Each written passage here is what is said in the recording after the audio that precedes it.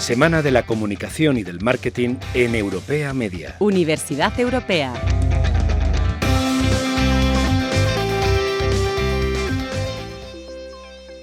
A continuación os traemos la segunda entrevista de Europea Media, que tenemos con nosotros a María Muñoz y a Tania Pajares, las cuales van a entrevistar a Miguel Ángel Oliver. Muy buenos días, Miguel Ángel. Como secretario de Estado, ¿cuál ha sido la situación más complicada a la que te has tenido que enfrentar? Buenas tardes a todos y a todas. Sin duda alguna, a la gestión comunicativa de la pandemia del coronavirus. Yo creo que no se produjo antes nada parecido en la historia reciente del país, de España, y ojalá no se vuelva a producir. Solamente lo superaría pues un conflicto bélico, una crisis internacional de consecuencias dramáticas, ¿no? Entonces, este fue el elemento más crítico de la gestión del presidente Pedro Sánchez en lo que lleva de legislatura, y yo estaba en ese momento al frente de la Secretaría de Estado de Comunicación. Bueno, lo primero, muchas gracias por acompañarnos en la entrevista. Y bueno, yo querría preguntar que si nos habéis explicado un poquito en la charla cuáles son las labores que tiene un secretario de Estado de Comunicación, pero quería que se las recordases por favor a nuestros oyentes, porque sí que es bastante interesante, ya que es un cargo que es cierto que como que no sabemos bien, ¿no? A qué se refiere y bueno, ¿a qué se dedica, no? ¿A qué se dedica, exacto? ¿A qué dedicas tu tiempo libre? ¿No? Algo así. No había tiempo libre en la Secretaría de Estado de Comunicación. Bueno, la Secretaría de Estado de Comunicación es un organismo dependiente de la Presidencia del Gobierno. De hecho, su titular, en este caso yo, soy nombrado por el presidente del Gobierno, en concreto el 11 de junio de 2018. La función de la Secretaría de Estado de Comunicación es la canalización de la información institucional que genera el Gobierno y de manera más concreta la Presidencia del Gobierno y por tanto su titular, el presidente. Organiza las ruedas de prensa, organiza las convocatorias, organiza la identificación, acreditación de los periodistas, contribuye a cualquier gestión relativa a la comunicación de los viajes de otras autoridades del Estado, entre otras, por supuesto, de Su Majestad de los Reyes. Es decir, en todo el proceso de comunicación institucional en el que tiene algo que ver la presidencia del Gobierno, tiene una tarea importante la Secretaría de Estado de Comunicación. Luego toda la coordinación informativa institucional que depende de cada uno de los ministerios, en una labor de coordinación muy amplia.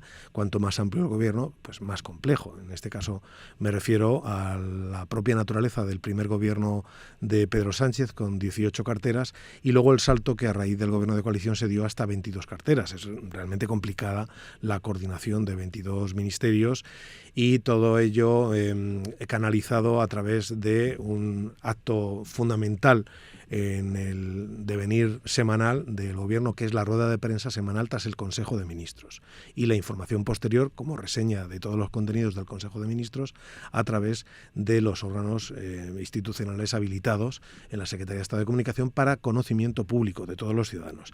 Todo eso es la comunicación institucional. Pero yo diría que la parte muy importante que en paralelo a la comunicación institucional coexiste, es la comunicación del propio proyecto, del proyecto político y por tanto ideológico que lidera un determinado presidente. Y ahí están las grandes diferencias en la comunicación y en el contenido político de cada comunicación que puede tener un gobierno conservador o un gobierno progresista.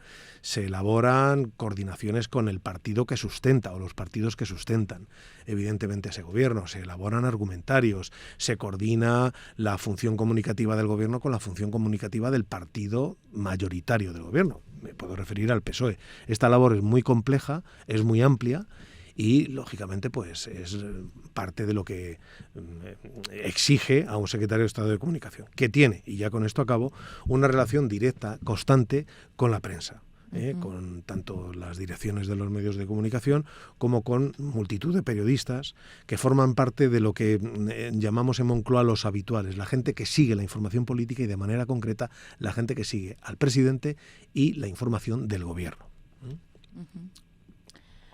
Muchas cosas, perdonad. No. Son muchas cosas, tantas Sí, como sí. para no encontrar un punto y final a la actividad de cada día. Ujú. Es levantarse por la mañana ya con el teléfono explotando de mensajes y acostarse y dormirse cuando ya finalmente decides dejar al lado el teléfono, porque eso no para. Es como, No ¿qué para pasará nunca. hoy, no? No para nunca, sí. Es una aventura diaria. Y una cosa que me gustaría preguntarte también es que a la hora de las elecciones, por ejemplo, que ya las tenemos muy cerca, ¿crees que la comunicación juega un papel fundamental dentro de las elecciones a la hora de conseguir votos? Sí, es importante porque entiendo, como otros muchos antes, que la comunicación en sí misma es un acto político.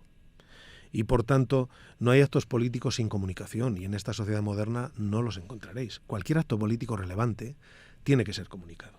No digo que podría ser comunicado, tiene que ser comunicado, porque dada su relevancia necesita ser transmitido al público para su conocimiento y evaluación, y luego posterior voto. Entonces, claro que tiene una influencia muy importante, pero no por el hecho de que los comunicólogos sean más importantes que los políticos, sino porque el político tiene que ser un buen comunicador también. O sea, creo que la labor política no puede disociarse de la labor comunicativa, de la capacidad, del talento también de cada persona, para no solo tomar decisiones, sino saberlas comunicar. Un líder político creo que tiene que ser alguien muy relacionado con la comunicación y con habilidades, cualidades específicas de comunicación. Y todo ello luego canalizado a través de aparatos de comunicación que se encargan de transmitir cada noticia, cada hecho, cada decisión que se ha tomado, cada determinación de un partido o de un ministerio o de un gobierno o una presidencia. Y unido a esto me gustaría preguntarte también, ¿las redes sociales qué papel juegan dentro de esto? ¿Cómo afectan a un partido? Las redes sociales lo que han venido ha sido a generar una realidad de comunicación diferente a la que existía antes del año 2005, cuando nació Twitter. O sea, evidentemente, antes de la era de Internet, la era digital, la comunicación era de una forma y lo es de una manera muy distinta ahora. Y cuantas más redes sociales que van parcelando, van fragmentando el panorama de la comunicación, pues más complicado es, porque se pierde la perspectiva, pierdes la idea de control. Nunca un responsable de comunicación controla todo, pero comento de nuevo que conversando un día con Fernando Onega, un conocidísimo periodista, articulista, comentarista, últimamente en Onda Cero, pero fue mi primer director de informativos en la cadena SER, fue director de comunicación o responsable de comunicación con el gobierno de Suárez. Y un día me preguntó, ¿qué tal? ¿Cómo lo llevas? Digo, pues bueno, complicado, cada día hay una crisis, cada día hay un afán, ¿no? Y me decía, bueno, muy complicado tu tiempo. Y yo, por quizá devolverle la lisonja, le dije, bueno, pues como los vuestros, que creo que cada momento tiene su historia, ¿eh? Sí. Pero él me decía, no, hombre, no, es que nuestro tiempo no tiene nada que ver con este. Nuestro tiempo, con unas llamadas a unos medios que se podían contar con los dedos de una mano. Estamos hablando del tiempo anterior a la liberalización del mercado televisivo. Solo había una televisión, había una radio nacional y 2 o 3 radios potentes en las que merecía la pena tener relación con ellas. Había varios periódicos, pero no había 200.000 millones de mensajes en redes sociales, no sé cuántos diarios digitales, otros diarios escritos, televisiones por todas partes, autonómicas, privadas. O sea, ese escenario, ese hábitat se ha fragmentado tantísimo y a ello han contribuido mucho las redes sociales, ¿no? Han generado un canal directo de comunicación de las personas con los grandes públicos. Desde algún punto de vista se argumenta que se ha democratizado la comunicación, pero al mismo tiempo esa fragmentación tiende al caos, a una complicación tremenda para generar un mensaje y que ese mensaje llegue a una mayoría que sea capaz de evaluarlo y de decidir sobre él en una cita electoral, que es un poco el mecanismo de la democracia, tal como la hemos entendido, un mecanismo creado antes de la llegada de las redes. No sé si tiene que haber una democracia que se adapte al mundo digital de otra manera, a como lo hemos entendido, pero la coexistencia entre la democracia vieja, por así decirlo, y las plataformas nuevas está todavía encontrando su encaje. Evidentemente las redes sociales han servido ahora mismo para desencajarlo todo a la espera de que, como un cubo de Rubik, todo vuelva a casar. Bueno, y así como última pregunta, también me gustaría preguntarte, ya que tú has estado también en la otra parte, ¿no? En la parte de la prensa y luego ha sido la persona como que ha tenido que luchar, entre comillas, y siempre lidiar con la prensa. ¿Cómo es el cambio que se sufre desde un lado al otro, como mencionabas en la charla, al lado oscuro? Bueno, es traumático. Es un poco traumático, la verdad.